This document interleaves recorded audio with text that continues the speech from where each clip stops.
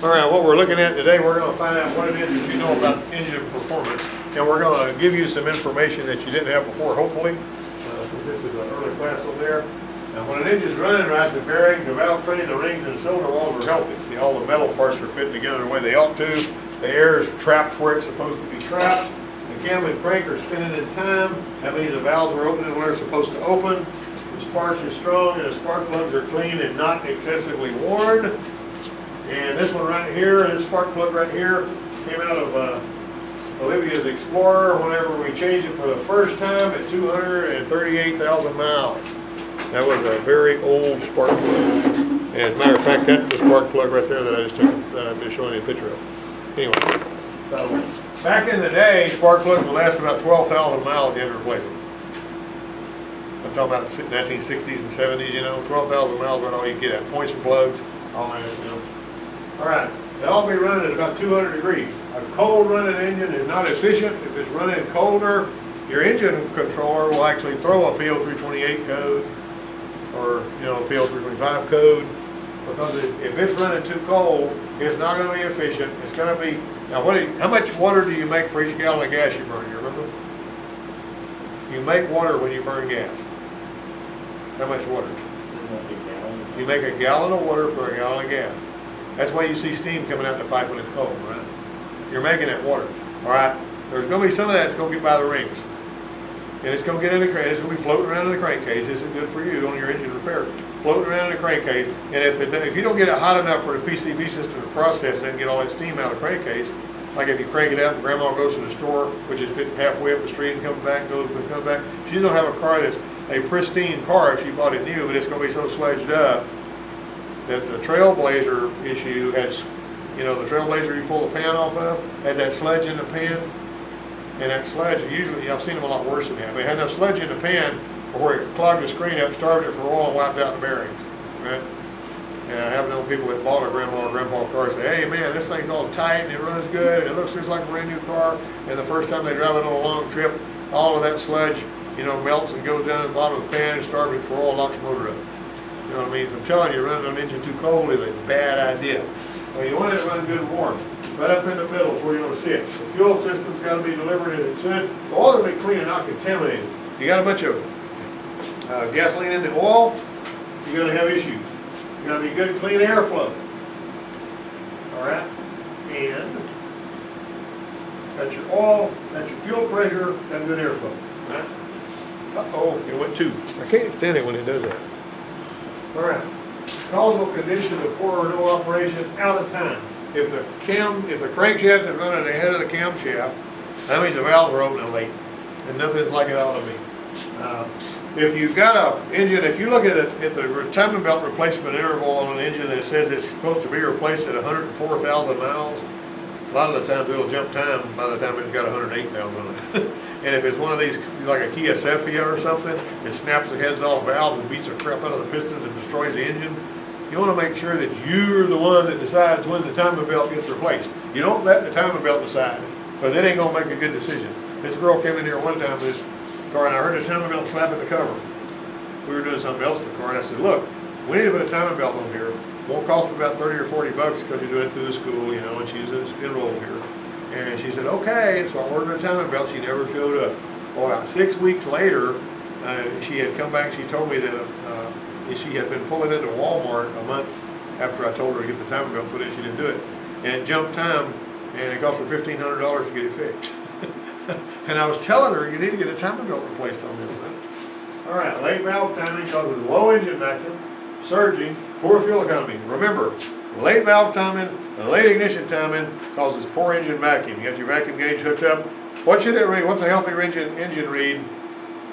Engine vacuum idling, not loaded. Got it in park, cranked it up, 18 to 22. You see the little green range on your vacuum gauge? That's where it needs to be. And you know, sometimes you may see a little lower than that, but the long and the short of it is, that's a healthy engine basically. But if you've got late valve timing, it's not going to be breathing right. Or if you got a clogged up exhaust, it's going to lose vacuum when you rev it up. That's another story. Check the cam crank timing. If you line up the cam timing mark, every time the cam timing mark's lined up, the crank mark should be lined up. So when I was checking to see if one was in time, I would roll it around to where the cam timing mark was lined up, and I'd look at the crank mark.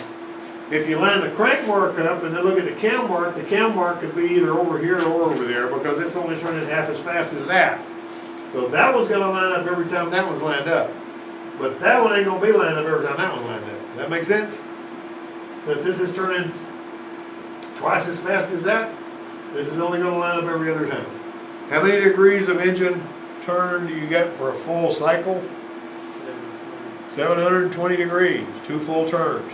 If I turn this 720 degrees, it's a 3-liter engine. If I capture all the air that goes through it when I turn it 2 times, I'm gonna get 3 liters of air.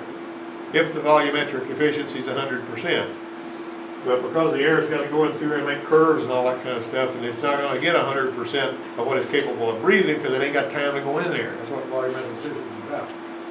All right, so contaminated engine oil. Blow-by is largely handled by the PCV system, but over a lot of miles, engine oil can be contaminated with fuel, which as it steams out of the oil can be drawn to the PCV system. Here's a little story. See that Chrysler right there? I told this story before, but I always like to tell it. You know, my dad had a shop for like 30 years, and then, you know, whenever you've been doing the mechanic work a long time and you get out of it, you know, he actually had worked on stuff with carburetors and all. He'd done some fuel injection work and all, but, you know, he said, this power loss light's coming on your mama's car. And I said, okay, turn the key on 3 times and it'll flash codes. He goes, I'm not fooling with that. You know how dad is, you know what I'm saying? So I says, okay, well, I'll come over and do it. So I turned it on 3 times and it gave me a code 17. That means it's running too cold. I said, it needs a thermostat. He goes, well, I can put a thermostat in it. All right, he put a thermostat in it. Well, he drove it, everything's fine. 17 goes away, engine's nice and warm.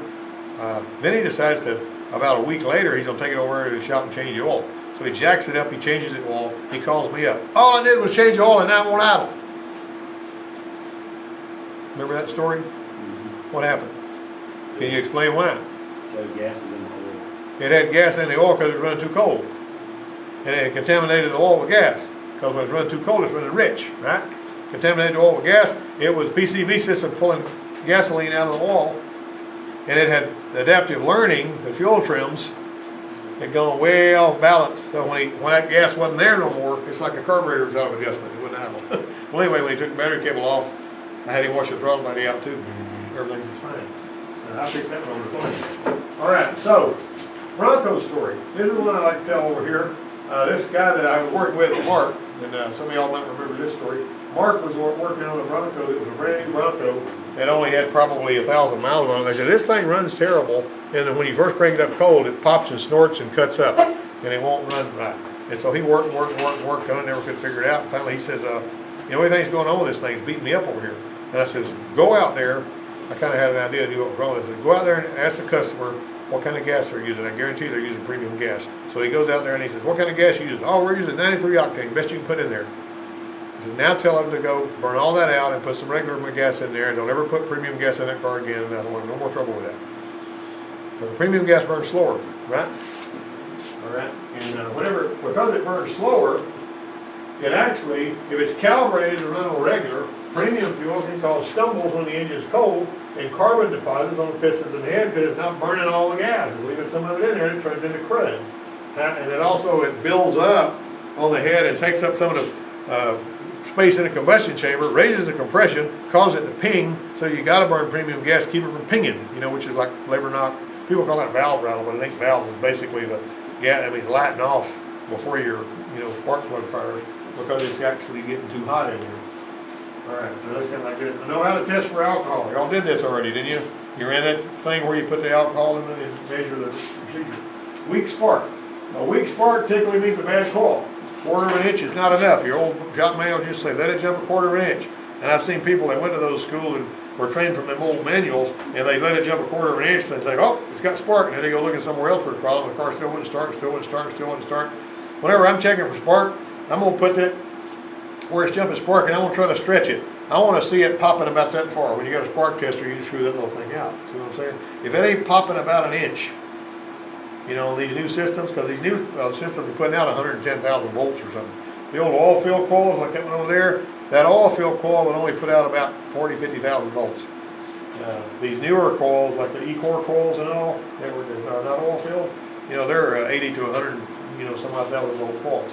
And And on the escort, which we need to work on getting that one started, we'll probably do that today, but the escort over there, well, every time that one fires the coil, it's firing 3 times when you're out of it. Crown Victoria, same way, it fires 3 times. And if you happen to be over and have your hand where it doesn't need to be, and that thing fires you up, you'll do like Donnie when he was over there, and he's leaning over on this escort, and it was idling, and he goes, this thing's skipping, I think it may be right over here. By that thing reached out and got him, like that. He goes, boom, bam, hits his head on the hood, and he staggers back, and he notices a dent in the fender, and he says, did I dent that fender? But I mean, talking about, you get 3 zaps at 100,000 volts, you're gonna know something, you know what I'm saying? It'll fire you up. And don't horse around with somebody on that, because you can, if it runs across your chest cavity, it can stop your heart. You know what I'm saying? So don't play with that. Matter of fact, if you get one of these little wrist things that the computer people use and ground it, if it does happen to get your hand, it'll go right to ground, and it won't go anywhere else. See what I'm saying? Or you can lay your hand on something. I had my hand laid on one day when I was pulling this wire off, and some people just absolutely can't stand to be shocked. I don't really like it. You know, it don't bother me a whole lot. I pull it off, and this guy, Philip Kirkland, was watching me. When I pulled it off, it jumped and it hit my thumb, but the only place it went was right into where I had my hand rested, like that. And whenever he saw that, and I went, you know, like that, he goes, it was like he had the heebie-jeebies, you know. He is a guy that can catch biting bugs and hold them in his hand, but you can take a cockroach and chase him all the way to Cottonwood. He's scared about a cockroach. But anyway, so the coil packs do the test from one tower to its companion for the best results. Sometimes on coil packs, when you're checking for spark, if you're going to the engine block instead of the other side of that coil pack, you may not get a good, good test out of that. I've seen that on some of the Chrysler stuff. Spark wires, leaking spark. Whenever I was checking for misfiring engine, like whenever somebody pull one in there, one of the things I would do, if they said if you're driving one and you feel a misfire bite, do. You ever felt that? You ever been driving one and felt that? You feel like it's just a little jerking around? That's an ignition misfire. Either a cracked spark plug, or a spark plug that's compromised internally, or a leaking spark plug wire like that will do it. So I'm gonna get some 409, and I'm gonna spray it on all them plug wires, and if I see one starting sprouting lightning and it starts skipping, I done found my bad plug wire. Got it? That's not hard to do, and you can do that. Now, if you pull a spark plug wire off and you see the one that's all rusty or dustier in there because of the ozone that's trapped in there and it's got it all, then that basically means there's spark, it's compromised up inside the plug wire, and that's causing high resistance, and it'll do that too. That spark is gonna find the easiest place to go. That's the point. If spark plugs are worn completely out, like that one over there was, a lot of the times when they wear out enough to where it's hard to jump across there, they'll find somewhere else to go that they don't need to go. Spark goes somewhere else where you don't need to go, you got issues. All right. Always have a look at the plugs. If it's a misfire, have a look at the one that's misfiring and find out which cylinder is misfiring first. Over at Geneva this morning, this girl had this 98 Ranger that was real similar to that little 10 when we got out there, and she said it was still smelling like gas. Her dad said he thought it was getting gas in the oil, and it was running terrible, and it was sucking gas, and so it was misfiring on 2 cylinders, 1 and 3. Good spark being fed to those cylinders, the coil pack. Pull the plugs out, they're all greasy and dirty, just like they haven't been firing. That's basically what it looked like. Got 2 new plugs put in there, that's all she needed. And the plugs that were in there weren't that old. I don't know, never assume anything. Just because the plugs look new don't mean they're good. All right, now, let me show you something else too. You might notice, whenever you're sharing the same coil, you notice how worn out that plug looks? And how that one next to it doesn't look that bad? You got to recognize that on each system like this, where you got coil packs, this spark's jumping out that way and that one's jumping in that way. The spark is going a different direction. Now you're not going to be able to see that fast enough, but the polarity of the spark's different. And it doesn't really hurt a thing because it's firing in the exhaust stroke and the intake stroke. You know about companion cylinders, right? You know what those are? Those are the ones that are up at the same time. Okay, so, and whenever the valve overlap, if you got a valve cover off and you turn it over, you see valve overlap happening. Exhaust valve closing, intake valve begins to open, that's top dead center exhaust on that cylinder. You got it? And you go to the companion cylinder, then you're going to be real close to top dead center on the companion. Like if it's 1 and 4 on a 4-cylinder, or on that Sable out there, it's 14, 25, 36. It's going to be the 4th one in the firing order. It's going to be the companion. On the V8, it's going to be the other, 1, 2. It's going to be the 5th one in the firing order. Unless I got that wrong. Yeah, no, okay. All right, spark plug center electrode resistance is supposed to be no more than 8,000 ohms. When the electrodes get worn, grounded, the resistance increases, the spark on coil pack system can go somewhere else. Now, if it's going down the outside of this shell, like these we're doing, sometimes you'll see one ugly black place around here where lightning's been jumping and hitting from here to here, instead of going inside. It's going to track the inside of the spark plug boot, and if you just replace the spark plug and don't replace the spark plug boot, or the spark plug wire, then it's going to make a new track there, and it's going to come back on you, and they're going to come back and say they're going to be ticked off because you didn't fix it right the first time. Okay. So if you see a track, if you see tracks on the outside, and they may even look like a crack. And if you look at it close and scratch it with your finger, you can tell it's just a scorch mark. And the only ones I've seen that on are these kind. These that's got the coil pack. I haven't seen that on hot coils. I haven't seen it on ones with a distributor. I don't know why, but I've seen it on those. I'm not saying it doesn't happen. Octane booster issues. Octane booster can make red, dusty deposits that can cause erratic spark and surging. This was on the one that I worked on one time. My brother had a 71 Thunderbird that had one of those 375 horsepower 429s in it. He was putting an octane booster in it, and it started running bad. When I pull the plugs out, they look all red, stained red. And that stuff's kind of conductive, so the spark's going to try to follow it. You see where that one's been arcing across there? Spark, surging, and all that. And even if you've unplugged the EGR valve and made a surge go away, suspect your spark plug before you go after EGR this day and age. If somebody's using octane booster, tell them stop doing that, put them a new set of plugs in there, send them on the way. All right, fuel pressure is important. Key on, fuel pump typically runs for 2 seconds. There's no crank if there's no crank pulse. Watch the pressure. It should hold steady and not drop off when the pump run is done. Y'all know that really well now, don't you? Well, that one y'all were working on, it would come up, go straight back down. Come up, go straight back down. Put another pump in it, hold it solid. That's what we want. And what it holds up, it's going to start hard hot if it can't hold pressure. All right, you might notice we got a PCM, got a transistor here, and it's driving that fuel pump relay. This is on a lot of them now. I've got fuel pump modules that actually change the current going to the pump to regulate the pressure. That's what this engine right here had on it. That's why it's got a fuel rail pressure sensor on it instead of a fuel pressure regulator. With the engine idling, fuel pressure vacuum hose disconnected, you snap the throttle, and you see if it loses pressure. If you disconnect the vacuum hose going to the fuel pressure regulator, it's going to jump up some. And while it's jumped up some, sitting there, you snap the throttle. If you lose pressure, you know you got weak fuel pump, or I start with a filter, and a lot of times it'll be a bad fuel pump on that. I've seen motorhomes do that. Motorhomes would come and say, we lose power, we're cutting up, we got it full of gas, 80-gallon gas tank full of gas. I pull the doghouse off, pull a vacuum, put my gauge on it, pull it off, and I see that 40 pounds of pressure, snap the throttle, it drops off. Now I got an 80-gallon gas tank full of gas, I got to put a fuel pump in. You know what I mean? And we ain't got nothing to hold 80 gallons of gas, don't even do it. I had a way of doing it though, but I ain't gonna talk about that right now. This right here is a little brick looking thing that we got. It's a fuel pressure gauge. It's digital.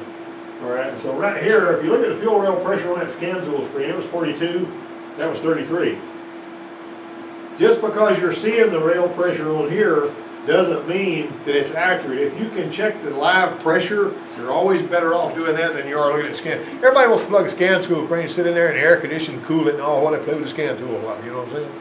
But you need to get past all of that, get your diagnosis done, and get the diagnostic car fixed. Understand the big picture. Something's got to tell the PCM when the engine's spinning and how fast. That's typically going to be the crank position sensor. There are some differences, like some of these late model GM vehicles are set up so that even if the crank position sensor goes belly up, they'll still start based on what they see with the cam position. So don't be surprised if you see a crank position sensor signal, but the engine hadn't stalled because of it. Well, like I say, is late 2000s and up Cobalts and stuff, they're like that. Probably some other ones too. Also, that Xterra that Emmanuel put the timing belt in. You remember that?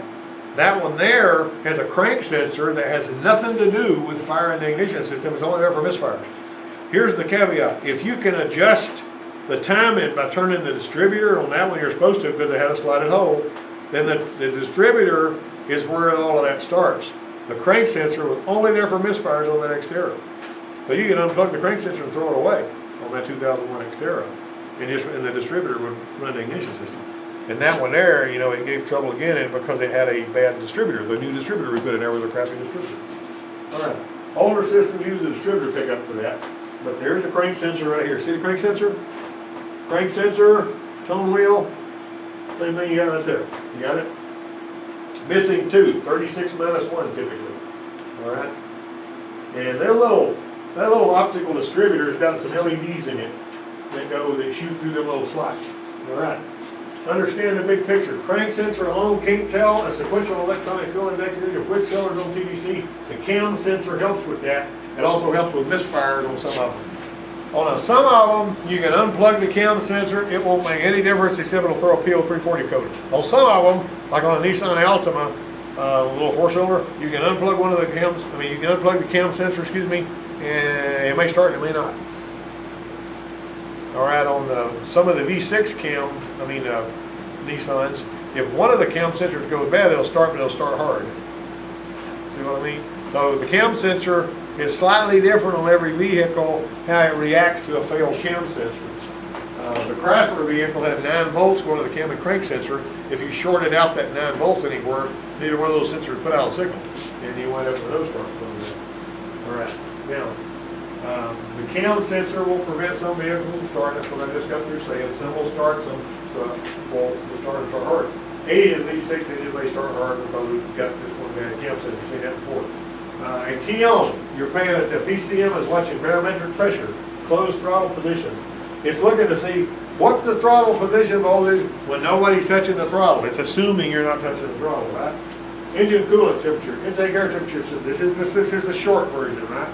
All right, turn on the key. It's looking at these. Those are the inputs, right? You got a ground there, and your fuel pump is the only thing that's getting anything when you first switch it on. All right, your ignition system ain't getting anything. Your fuel injectors aren't getting anything. But once you turn it on and it's running, you see all these arrows going both ways. You got a valve timer, you got O2 going in, you got a valve control going out and a monitor going in, catalyst monitor, throttle control, fans, that's an output. All these are still giving inputs. And then you got your transmission shifts, you got your AC compressor, misfire money. This is not going down the road yet. Fuel pump, fuel injector, ignition system, you see all those outputs. All right? And now you've also got, when you're driving along, you got rev limiting too. EGR, fans, all that stuff. You see all that stuff that's going on when you're driving down the road. All right. Now, when you see a check engine light, how many of you people have seen a check engine light and somebody said, well, my check engine light came on and I checked the oil and water and everything's okay, so I don't know what to do? You ever heard that? You ever seen that? I mean, the check engine light is an emissions-related failure.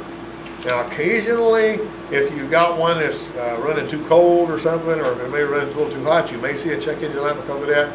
But typically, the check engine light is just, it's an orange light, because unless it's flashing, you can just keep driving. If it's flashing, you need to get somewhere to stop because it's basically they don't want to damage your catalytic converter. You got a dead misfire, it's going to flash. You ever seen one flash? It's going to flash like mine, all the place I flash. Yeah. Now what that misfire code is, you're going to isolate the cylinder. What you're going to do when you do that. Now then, understand the code system. The 2011 Ranger has 600 possible diagnostic trouble codes. 600 codes. I'm going to show you a list of them, and there will be a pop test on these tomorrow. Okay. They can be stored in PCM alone. This is not counting the codes that can be stored by all the other modules. Just the PCM codes. You want to see the list? Kayla's about to go to sleep. And they're right there. There's your codes. That's how many codes. That's how many possible codes. Did you know that an F-35 Joint Strike Fighter uses 6 million lines of computer code? An F-35 Joint Strike Fighter? But his car uses 250 million lines of computer code. That much more computer code. That fighter's fun to watch, and it's got some guns that shoot 100 rounds a second. Of course, they only carry enough to shoot 5 seconds and they're out of bullets. But the long and the short of it is, there's a heck of a lot going on these cars. You know what I'm saying? A heck of a lot more than you think there is. I mean, I enjoy watching helicopters and aircraft as much as anybody else. You know, but we've got some pretty heavy duty stuff we got to do here. Because one guy says, well, if I work on an aircraft and somebody, you know, I do something wrong, somebody's going to die. I says, well, what if I'm working on somebody's car and it dies in the bad part of town? Somebody going to die then too, ain't it? You know what I'm saying? All right.